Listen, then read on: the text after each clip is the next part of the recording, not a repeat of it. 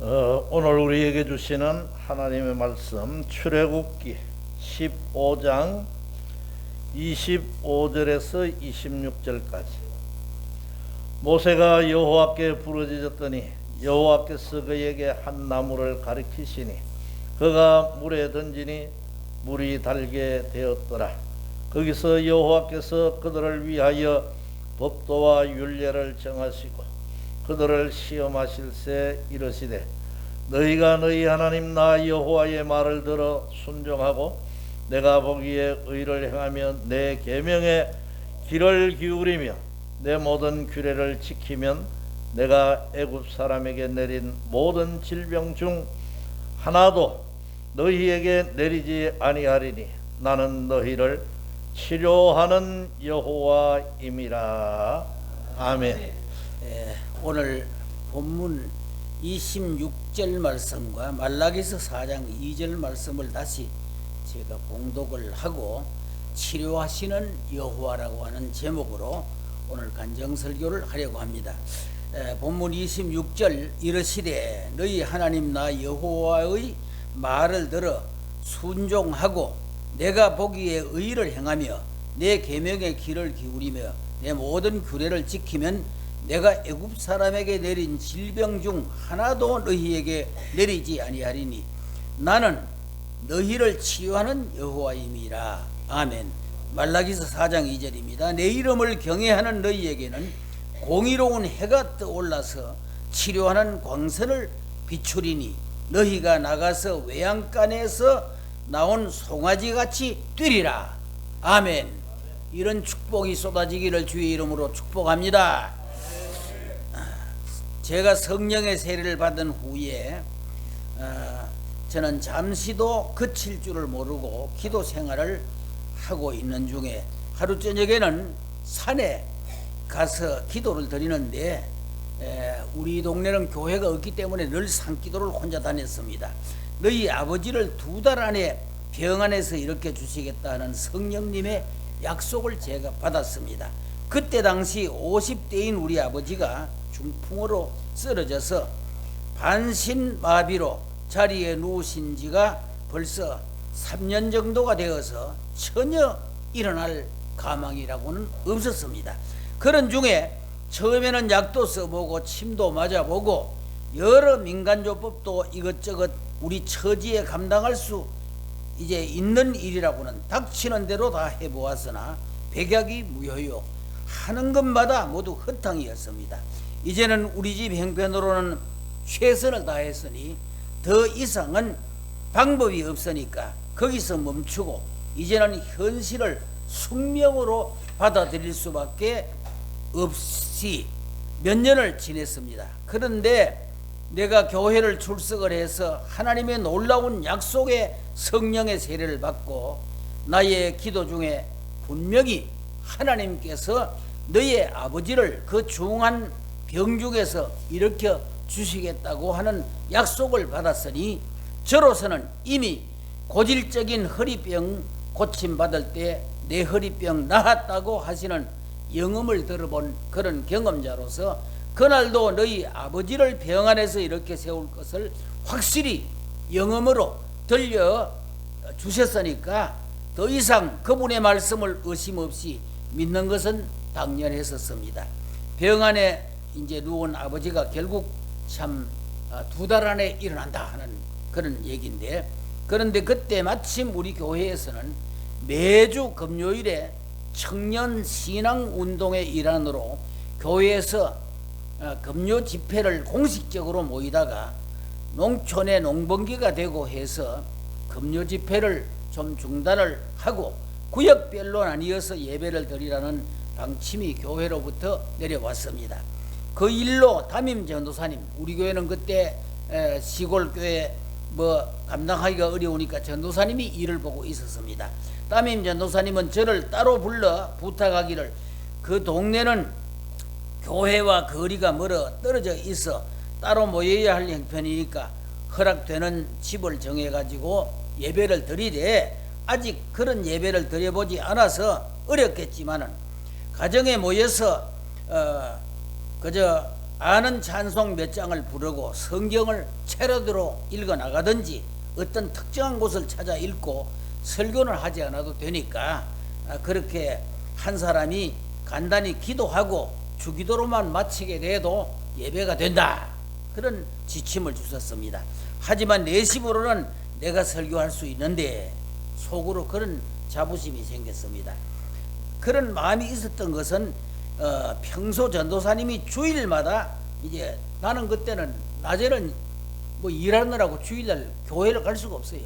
갈 수가 없었고 주일 밤 수요일 금요일마다 설교한 것을 나는 따라 애고 다녔습니다. 다 따라 애서요. 저는 총명이 좋았어요 그때. 그래서 첫 예배를 우리 집 안방에서 드리고 아버지 혼자 이제 병환으로 누워 계시는 작은 방으로 자리를 옮겨가지고 다시 찬송을 부르며 예배를 시작하는 중에 하나님께서 나를 벌떡 일어나게 하시더니 앉아 계시는 아버지의 양쪽 그 팔 죽지를 잡고 들었다가 놓았다가 그렇게 했습니다. 그때 아하, 하나님께서 아버지를 병 안에서 일으켜 주시려고 저에게 약속하신 말씀을 예배 중에 이런 방법으로 하시는가 보다 하는 생각이 정강 이제 석화와 같이 마음에 와 닿기에 저는 예배 끝날 무렵에 그 자리에서 지금부터 2달 동안 우리 가정에서 기도회를 열겠다고 선언을 했습니다. 그리고 하나님이 2달 내로 아버지의 병을 고쳐주겠다고 하시는 하나님이 내게 하신 말씀을 다 설명을 하고 공표를 하니까 아버지와 예배에 참석한 사람들이 다 들었고 점차 온 가족도 모두 알게 되었습니다. 그래서 일단은 2달 동안 가정에서 기도회를 열 수 있게 되었습니다. 어머니나 큰 형님은 믿지 않으니까 아주 싫지만 아버지가 원하시면 누구도 반대할 수가 없었습니다. 아버지의 권위는 대단했거든요. 그렇게 선언된 집회는 나의 또래와 동생들 또래들로 교회에 함께 출석하는 청소년 소녀들이 우리 집 기도회에 모두 참석하게 됐습니다. 기도회 시작은 그렇게 출발한 것인데 날이 갈수록 대단히 뜨거운 열정으로 달아올랐고 심지어는 교회당이 소재한 동네에 사는 청년들이 먼 길을 마다하지 않고 우리 집으로 모여왔습니다. 교회에서 공식 회집이 있는 날도 교회 예배가 끝나기 바쁘게 우리 집 모임으로 달려와서 참석했습니다. 그래도 방이 터지도록 사람들이 끼어 앉아가지고 꼬박 밤을 새우듯이 그렇게 기도회는 뜨거웠습니다. 그 2달 집회 중에 저는 방언을 체험을 했습니다. 그때 당시 교회에서는 아무도 방언하는 사람들이 없었어요. 1955년. 그런데 그 주간은 고난주간이었어요. 예수님이 고난주간 목요일은 겟세마네 동산에서 밤을 새워 온몸에 땀이 흐르다 못해 피가 섞여 핏방울이 흘러나올 만큼 기도하신 밤으로 성경도 읽고 설교도 들어왔기에 그날 온종일 이제 모심을 논에 물이 새어나가지 못하게 하는 그 논두룩을 만드느라고 매우 힘든 그런 일을 했었으나 그 힘들었던 농산일을 힘들게 하고도 혼자 또 산에 올라가서 예수님의 겟세마네 동산 기도를 기억하고 홀로 산에 엎드려서 기도를 뜨겁게 드리고 있었습니다. 기도 내용은 믿기 전에 지은 죄를 철저히 회개하는 중에 아랫배가 조여들고 입에서 가래침도 나오고 혀가 이상하게 꿈틀거렸습니다.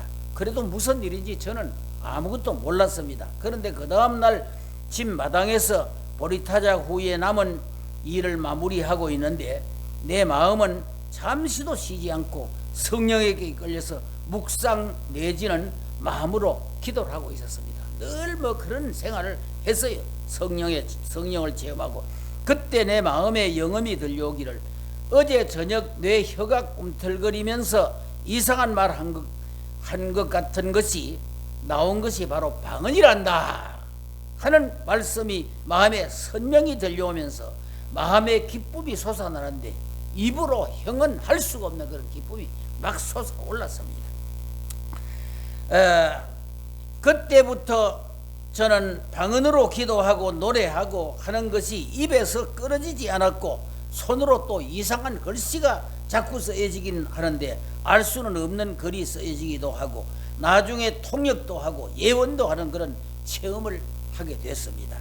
그러므로 비록 땅에 발을 붙이고 살면서 마음은 하늘에 살았다는 말은 점점 실감을 더해 갔었습니다. 그리고 환상도 밤새도록 보는 경험도 있었습니다.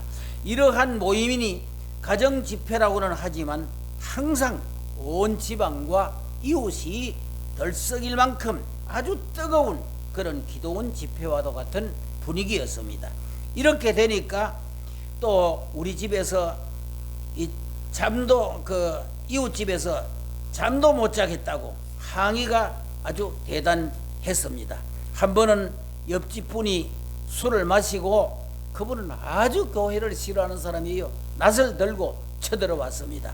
그래서 밖에 제가 나서가지고 서서 우리 아버지 병을 고치기 위해서 기도하는 것도 이웃집에서 못하게 하느냐고 하니까 더 말을 못하고 그분이 얼른 가버리고 말았습니다. 이렇게 되고 보니까 가장 난처한 분은 우리 나보다도 나이가 5살이 더한 큰 형님이셨고 어머니셨습니다. 그러나 아버지가 절교하시는 일이니까 아무도 강한 반대를 할 수가 없었어요.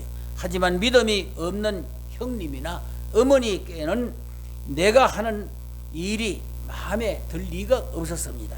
그러는 중에 2달이 가까우자 하룻밤에는 어머니와 형님 모두를 참석시키라고 하는 성령의 영감을 제가 받았어요. 오늘 밤 하루만이라도 어머니와 형님도 참석하시라고 했더니 아버지도 그렇게 하라고 하니까 모두 참석을 할 수밖에 없었습니다. 이제 그날에는 하나님께서 내게 권세를 주셨어요. 내 눈이 마치 큰 황소눈 같이 막 그렇게 느껴지. 딱 눈이 막 크게 뜨이고 그 다음에는 목소리도 근엄해지면서 얼굴도 근엄한 그런 모습으로 탁 하면서 하는 말이 뭔가 하니, 하나님께서 아버지 병을 2달 안에 고치시겠다고 약속하셨는데 지금 2달이 며칠이나 남아있는지 압니까? 어머니를 향해서, 형님을 향해서 지적을 했습니다. 그 다음에 또 입에서 나오는 말이, 어린 아이들이 추석이나 설날이 돌아오면 며칠 남았다고 손가락을 꼽아가면서 기다리는데 하물며 어머니에게는 남편이시고 우리 큰형님에게는 맏아들로서 가장 큰 책임이 있는데 어찌 남편의 병, 아버지의 불치의 병이 낫는다는데 그날이 언젠가인가도 모르고 한번 물어보지도 않느냐고 아주 엄히 막 꾸짖었어요. 막 근엄한 그런 모습으로 꾸짖더란 말이야. 이것은 말을 하고 있는 자신도 상상도 못하고 어머니나 형님 역시 전혀 상상도 못했던 그런 질문을 받게 된 것입니다. 이것은 분명히 성령님의 엄하신 책망이셨습니다. 그 후부터는 그 집회를 싫어하던 어머니 형님도 참석할 수밖에 없게 됐습니다. 약속하신 2달이 채워져 가고 있는 어느 날 밤 성령의 크신 역사로 모인 곳이 온통 성스러운 분위기로 가득한 중에 내 마음에 확실한 믿음의 힘이 밀려오고 있었습니다. 그래서 나는 아버지 곁으로 다가가서 손으로 아버지 역시 양쪽 겨드랑을 잡고 나사렛 예수의 이름으로 일어나라 하고 일으켰고, 아버지는 성령의 능력을 힘입고 주여, 우리 아버지는 주여 하는 것보다 주야 이랬습니다. 그러면서 크게 부르면서 자리에서 벌떡 일어났습니다. 그래서 저는 자신도 몰래 이렇게 세운 아버지에게 등을 돌려대고 내 어깨를 잡으라고 했습니다. 아버지는 내 어깨를 잡으셨습니다. 반신을 쓰지 못하고 3년이 넘도록 한 번도 일어서 본 일이 없는 중풍, 이제 마비된 그런 환자가 선 것이나 내 어깨를 잡는 것은 하나님께서 직접 하시는 일이고 우리 인간 편에서는 분명히 기적이었습니다. 그때 그렇게 내 행동하는 것이라든가 아버지가 따르는 것도 모두 성령의 인도를 받아서 그분의 행하심대로 따른 기계적일 뿐이었습니다. 그도 그럴 것이 저도 교회에 다니기 시작한 지가 불과 10개월 정도밖에 안 되었고 무엇을 제대로 제가 알겠습니까? 그리고 내 입에서 이런 말이 또 나왔습니다. 지금 내가 성령의 인도대로 지금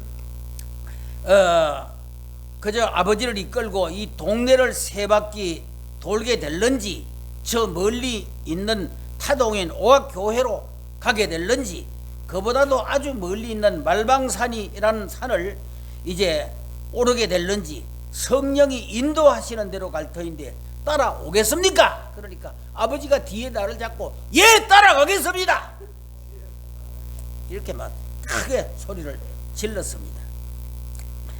이것이 기계적으로 성령의 인도하심으로 묻고 대답한 것이요, 우리의 의도대로 한 말이 아니었습니다. 아버지에게 따라오겠습니까? 하니까 아버지가 어떻게 예, 따라가겠습니다. 이 성령의 말로 듣기 때문에 예, 따라가겠습니다. 오냐 따라가지, 그러지 않고 그렇게 소리를 쳤습니다. 그래서 뜰에까지 나와서 하나님께 간절히 기도를 하고 마당으로 이제 내려왔습니다. 농촌 타작 마당은 자전거를 타고 돌면서 연습을 할 수 있을 정도로 그래도 큽니다. 그래서 그 마당을 처음에는 서서히 돌아가는데 나는 그러한 분위기 중에서 처음엔 내 어깨를 잡은 아버지를 이끌고 서서히 걷다가 나도 몰래 아버지를 떼어두고 싹 달아나 버립니다. 내가 그렇게 내가 의도로 한 것이 아니고 그냥 확 그만 빼놓고 달아나더라고요. 내가 이것까지 내 의지로 한 것이 아니고 전적으로 성령에게 이끌려서 한 것입니다. 아버지는 처음은 주춤하시는 듯 하시더니 주여! 라고 크게 주여! 하고 막 소리를 지르고 크게 외치면서 혼자 걸음으로 발을 내딛기 시작을 했고, 걸음은 점점 정확해지며 아버지는 크게 소리를 내질렀습니다. 달아간다! 하시며 걷기도 하기도 하고 뛰기도 한다던 사도행전 3장의 말씀과도 같이 정말 뛰어오시는 것처럼 힘있게 걸어오셨습니다. 그때 소환대한 그런 추위, 지금같이 이렇게 추웠습니다. 아주 추운 날씨는 그때는 아니었어요. 오늘 아주 그때 소환대한 추운 때이지만은 그런데 3년 동안이나 전시를 쓰지 못하고 누워있던 중풍 환자로서 홑옷을 입은 채 겨울밤에 바깥에 나와서 맨발로 걷는다는 것은 상상도 할 수 없는 일입니다. 중풍 환자는 또 추위를 더 많이 탑니다. 당장에 쓰러질 수밖에 없어요.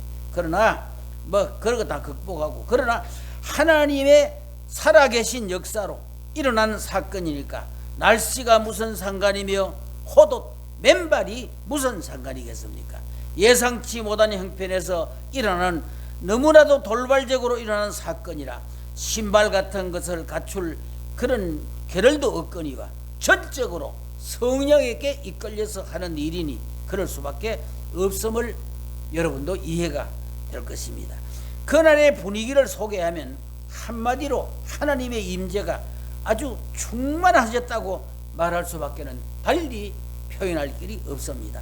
성스러운 하나님의 임재의 분위기에 직접 빨려든 교인들의 찬송 소리가 우선 하늘에 사무쳤고, 거기 참여한 모든 교인들은 살아계신 하나님의 크신 임재를 몸소 경험을 하면서 아주 생생한 사도행전적 역사를 눈으로 직접 보고 몸으로 체험을 하였습니다. 그러고 보니까 인간의 생각을 완전히 뛰어넘어 성령에게 사로잡히고 감격에 파묻혀서 큰 소리로 마치 힘있게 끓어오르는 물처럼 기도하고 찬송을 쏟아냈습니다. 여기서 제가 전하고자 하는 것은 그때 하나님의 역사는 아주 우리의 상상을 뛰어넘는 초자연적이며 초능력적으로서 이 우주를 운행하시는 하나님이 아니시면 아무도 할 수 없는 그런 일이라는 것입니다. 그때는 이 농촌의 밤은 실로 조용했습니다. 심지어는 당시 농촌은 라디오도 없던 시대이니까 밤이 되면 틈틈이 개 짖는 소리가 날 뿐인 그 옛날인데, 갑자기 어떤 집에서 부르는 찬송 소리가 조용한 농촌의 마을의 정적을 깨고 울려 퍼지니 농촌 이웃이 다 듣고 우리 집 이제 담 너머로 모두 구경꾼이 모여들어서 숨을 죽이고 그 놀라운 광경을 목도하며 오순절의 크고 급한 바람소리와 함께 성령이 불에 혀같이 임하셔서 제자들이 방언하는 소리를 듣고 이것이 어찌된 일인가 하면서 모여든 사람들처럼 신기하고 놀라운 눈으로 하나님의 하시는 일을 생생히 목격할 뿐이었습니다.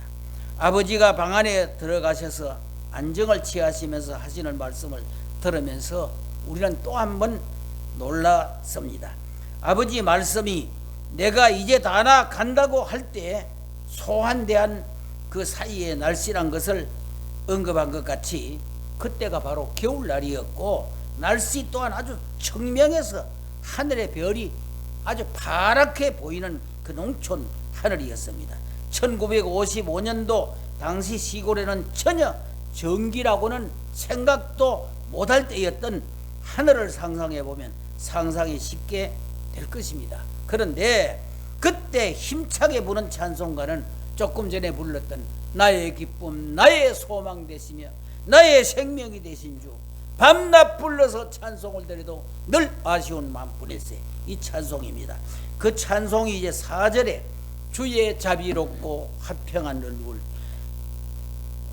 모든 천사도 반기며 주의 놀라운 진리의 말씀에 천지가 화답하도다 하는 가사인데 바로 천지가 화답하도다 하는 순간에 맑은 그 깨끗한 겨울 하늘에서 모든 사람들이 들을 수 있는 내성소리가 아주 확실하게 뚜렷하게 그냥 들려왔어요. 나도 그 소리를 확실히 들었습니다. 아버지는 그 시간에 천지가 화답하도다 하는 찬송가 멜로디를 따라 흘러나오는 가사와 함께 선명히 들려오는 내성소리가 정말 더 나아가는구나. 하나님이 이렇게 정말로 하늘을 우르르거리면서 이렇게 그 내성소리를 듣고 화답하신다는 것을 마치 참 정강석화처럼 그 마음에 와 꽂혔습니다. 그래서 마음에 확실히 응답하시는구나 하는 믿음이 가슴으로 밀려들고 그 확신은 온몸에 힘이 되어 가지고서 이제 발걸음에 힘이 뻗친 것이고 또한 너무 감격한 나머지 다 나간다 하는 소리를 치면서 막 그 뛰다시피 빨리 그냥 세상에 여러분 생각해 보세요. 전혀 상상도 못할 그런 이제 장면이었습니다. 사실 2달 동안 우리가 열고 있는 기도회는 너무도 뜨거웠고 교인들은 모두 성령의 불도가니에 들어있는 듯 하였습니다. 그러다 보니까 하늘의 우레소리만 들린 것이 아니고 어떤 때는 모인 곳이 진동한다든가 갑자기 문이 열린다든가 하는 사도행전적 경험을 아버지와 나를 비롯해서 그 집회에 참여한 사람들이 거의 다 비슷이 공유했던 것입니다. 그뿐 아니라 우리 아버지께서 몸을 쓰지 못하는 환자의 모습을 떨쳐버리고 다 나아간다고 외치던 날 밤은 불신자들도 하늘에서 불이 떨어지는 것을 보았다는 사람들이 있었습니다. 사고는 굉장한 이 오순절 역사예요. 우리 어머니는 내가 예수 믿는 것을 아주 두려워하면서 크게 근심한 분이시였습니다. 그도 그럴 것이 어머니는 우리 아버지와 결혼을 하시고 우리 가문에 이제 와서 기다리던 아들은 낳지 못하고 딸만 넷을 낳았습니다.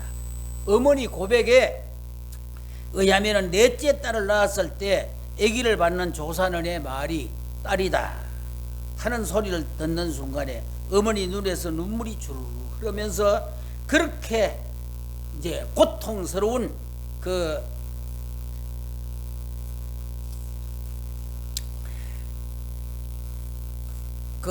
해산의 고통을 겪고 죽을 힘도 없는 순간에도 그 죽을 고통을 잠시 잊어버리고 돌아 누워서 내 아이를 낳을 수만 있으면 하나 더 낳고 싶은 심정이더라고 여러 번 말씀하는 걸 제가 들은 일이 있습니다. 옛날에는 산모가 딸을 잡고 낳는 것은 일종의 가정의 재앙이라고 생각을 했습니다. 그땐 남아 선호 사상이 극에 달했을 때이기 때문입니다. 그것도 그럴 것이 딸을 낳아 놓으면 일제강점기인지라 일본 사람들에게 위안부로 빼앗길 수도 있고 당시의 여자이기 때문에 그 당할 수밖에 없었던 고초가 말로 표현하기조차 어려웠고 거기서 그치지 않고 온 가문의 고통이요 이웃 사회 민족의 고통인데다가 그것을 피해 시집을 가는 것도 참 그야말로 다 그런 것은 아니라고 하더라도 마치 노예로 팔려가는 형국으로 느끼는 것이 다반사였습니다. 그 당시 그런 사회 분위기에서 딸을 넷을 낳는다는 것은 집안에 재앙이 내린 것처럼 느꼈다는 것이 이해를 할 수 있는 일이지 않겠습니까? 그러니까 그때 우리 어머니 심정이 오죽했겠는가를 이해하는 것이 그다지 어렵지 않습니다. 그렇게 절박하던 시기에 아들 낳기를 소원하던 어머니는 우리 외할머니와 함께 이제 아들을 낳을 수 있는 그런 이제 그 방법을 찾으려고 용타는 점쟁이를 찾았습니다. 점을 치니까 용왕의 불을 쓰면 아들을 낳을 수 있으리라는 정계가 나왔다고 그럽니다. 그래가지고 어머니는 지푸라기라도 잡는 심정으로 점쟁이의 점괘를 좇아서 지극정성으로 용왕의 불을 썼어요. 그런데 그 후에 거짓말같이 삼형제를 낳게 됐습니다. 그러니 아들을 얻은 것을 오직 용왕님께 불을 쓴 덕이라고 굳게 어머니는 믿고 있었어요. 아주 우리 믿음 이상으로 그냥 아주 강하게 믿었어요. 해서 이 삼형제를 잘 키우기 위해서는 1년에 한 번씩 음력 10월을 상달이라고 해가지고 온갖 정성을 다해서 준비를 하고 그대로 부정이라도 탈세라 외래 사람이 집안에 못 떠나들도록 이제 그 금괴줄을 쳐가지고 구별을 하고 마음과 몸을 정결케 한다고 매일 머리를 감고 옷깃을 여미며 이제 정해놓은 날에는 가물어도 물이 마르지 않는 그 웅덩이가 그 이제 근처에 있었어요.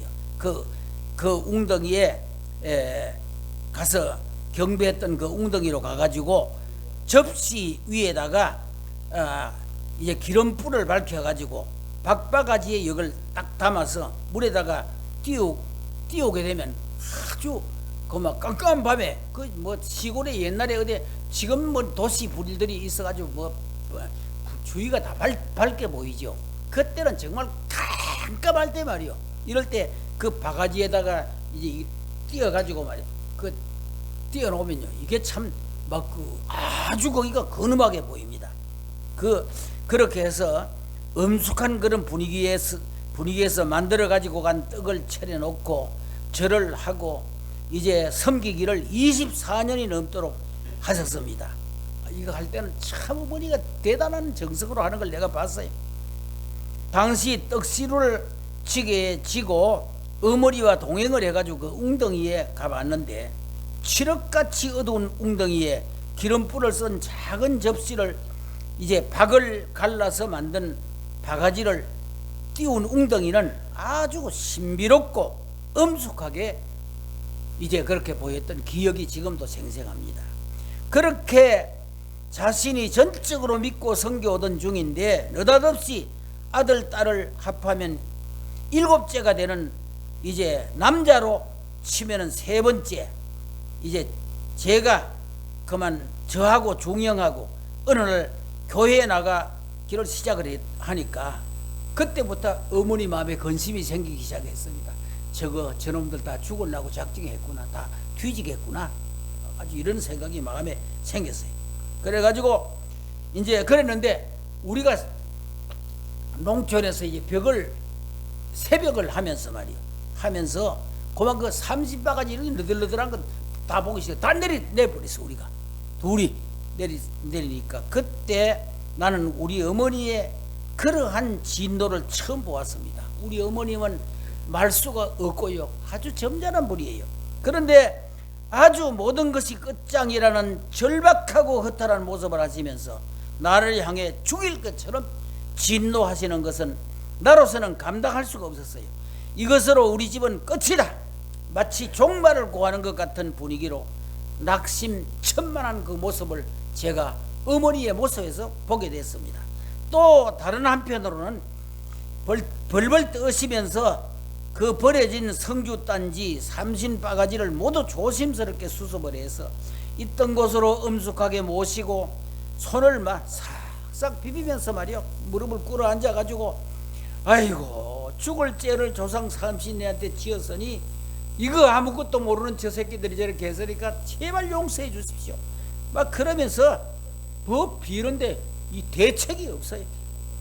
그러나 나는 저까지 우상단지나 바가지를 아무것도 아니라는 것을 알았지만은 어머니를 어떻게 설득할 것인가에 대한 대책은 마음에 떠오르지 않았습니다.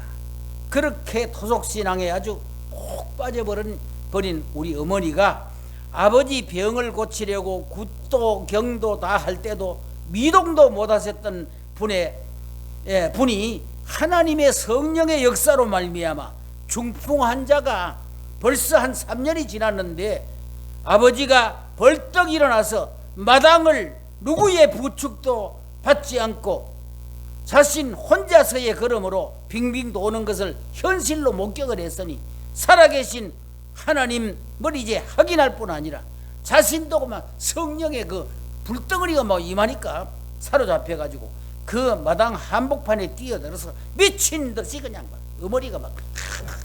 어머니가 점자리에서 그 춤을 추는 분이 아니에요. 뭐 성령이 오시니까 자기도 모르게 뛰어들어가죠.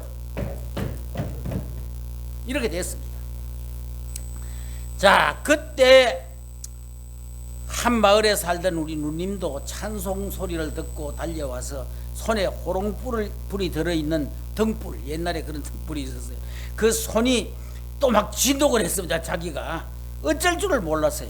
신자들의 찬송 소리는 하늘에 사무쳤고 그들 모두가 그곳이 하늘인지 땅인지를 분간할 수 없는 황홀한 지경에 빠져서 소리 높여 부르는 찬송하는 모습은 일반 어떤 교회에서도 전혀 볼 수가 없고 어떤 합창단도 흉내낼 수 없는 만큼 성령께 사로잡혀 힘있게 품어내는 찬송 소리가 가히 하늘에 사무쳤습니다. 그러니 온 동네가 다 박장하게 됐어요. 영문을 모른 채 찬송 소리를 듣고 구경하러 모였던 사람들의 마음까지 모두 놀라고 황홀함에 함께 흠뻑 빠져들게 됐습니다. 그 시간은 신자들 구경꾼 할 것 없이 모두가 꿈을 꾸는 것 같았습니다. 이 놀라운 생생한 사건이 이제 주위에 소문이 나고 해서 아무개의 아들은 효자인지라 지극정성으로 하나님께 기도를 해서 중풍으로 쓰러진 3년을 누워있던 자기 아버지를 일으켰다는 소문이 입소문으로 번져 나갔고 사람들은 저에게 관심을 가졌고 근처에 오면 저를 한번 만나기를 원했습니다. 마치 신비한 사람처럼 그렇게 여겼어요. 우리 집 사람이 지금도 종종 그런 얘기를 합니다.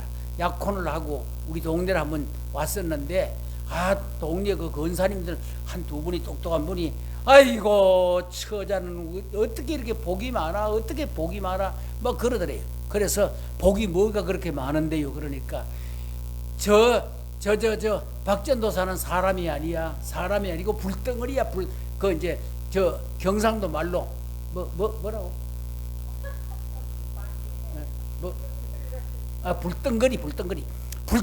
불덩거리야. 사람이 아니고 저 사람은 불덩거리야. 박전도사는 불덩거리야. 이렇게 얘기를 하더라는데 불덩거리가 뭔가 자기는 그렇게 생각을 했고 또 처음에 초임해가지고 저 일선에 끌고 가니까 불덩거리가 고작 이긴가 그런 생각도 했다고 지금 자기가 그런 말을 하는 걸 듣습니다. 그래서 그때 당시 이제 소문을 들은 교회들은 저에게 간정 듣기를 원했습니다. 따라서 부흥회하는 곳에 제가 참석하게 되면 사람들이 밤을 새워가면서 내 체험담 듣기를 원했습니다. 그때 체험 정말 제가 많이 했어요. 아주 신통한 일들이 너무 많이 일어났어요. 정말 하늘나라 소식 그대로가 막 사도행전적인 그런 얘기들이 많았습니다. 그러므로 한중원을 꼬박 철야를 인도하는 것이 다반사였습니다. 저한테 자꾸 맡기니까 하게 되지요. 그러다 보니까 저는 부흥회가 무엇인가를 알게 되고 철야 기도회를 인도하면서 몸으로 부흥회를 익히게 됩니다. 그리고 이제 저를 아는 곳에서 부흥회를 하게 되면 내가 그곳에 참석해 주기를 원했고 철야를 인도해 주기를 모두가 바라게 되니까 타이반 자이반 해서 마치 부흥회 부강사와 같이 자연스럽게 활동을 하게 됩니다. 그리고 부흥 강사들도 이제 저를 필요로 해가지고서 기별을 보내곤 했습니다. 누가 시켜서가 아니라 이렇게 시간이 흐르면서 자연히 부흥사라고 막 훈련을 받았어요.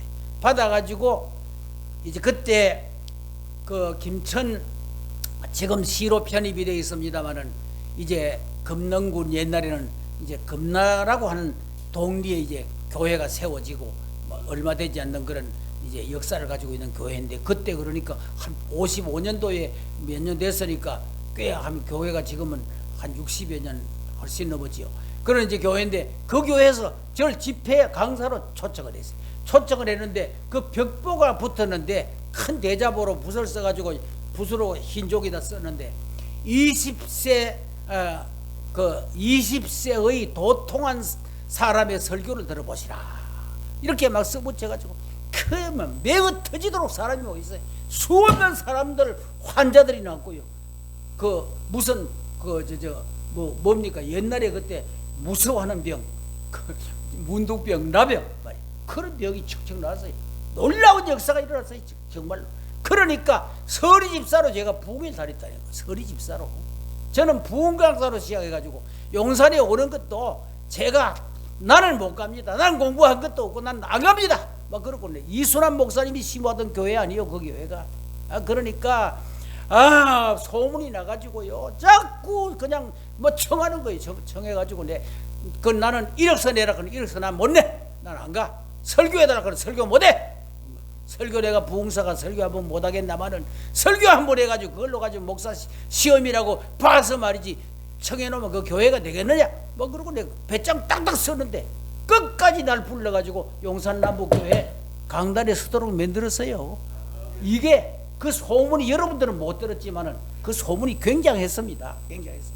이거는 실제로 일어난 사건을 여러분들에게 잠깐 제가 소개합니다. 제가 무슨 자랑이 아닙니다. 감히 어디 이 자리에서 여러분 앞에 무슨 자랑을 하겠습니까? 자랑할 수 없고 저보다 더 훌륭하시고 위대하신 분들이 여기 많이 계신다는 걸 제가 압니다. 그러나 저는 처음에 우리 집안이 보통 집안이 아니에요. 정말 예수 믿음을 고막 우리 집안에서 쫓아내려고 그러고 나는 고막 호적에서 다 빼려고 그러고 얼마나 어려웠는지 모릅니다. 그런데 하나님이 그런 기적을 일으켜가지고 저를 목사로 만들고 마시는 하나님을 경험했습니다. 할렐루야. 기도하겠습니다. 자비하신 우리 하나님 아버지, 부족한 종이 오늘 간증설교를 했습니다. 주여, 지금도 하나님은 늘 살아계셔서 오순절의 역사를 일으키고 계시는 것을 저는 눈으로 보기도 하고 듣기도 합니다. 지금도 중앙아시아로 혹은 중국으로 사방 다니면서 그야말로 선교하는 하나님의 종들을 통해서 일어나는 역사를 바라다 볼 때 그때와 같은 역사를 많이 눈으로 보고 있습니다. 귀로 듣고 있습니다. 주여, 이 자리에도 하나님의 권능을 베풀어 주시는 줄을 저는 믿습니다.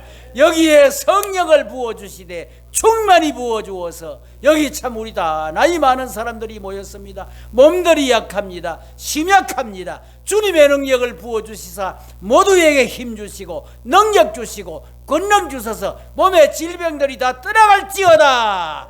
다 치료를 받고 강건하고 하나님 앞에 영광 돌리는 주의 종들이 되게 하시고 또 이 땅 위에서 필요하면 장수하도록 은혜도 내리어 주시옵소서. 예수님 이름으로 간절히 기도드리옵나이다. 아멘.